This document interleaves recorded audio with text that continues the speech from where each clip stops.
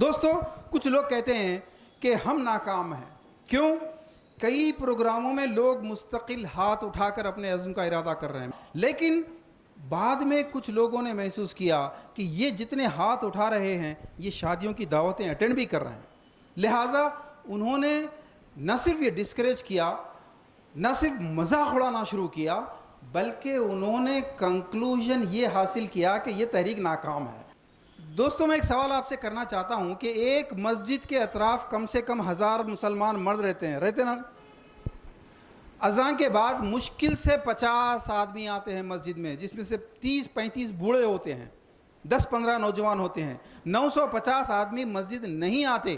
کیا وہ 950 آدمی نہیں آتے اس کا مطلب یہ دین ناکام ہے؟ کیا نماز ناکام ہے؟ کیا اذان ناکام ہے؟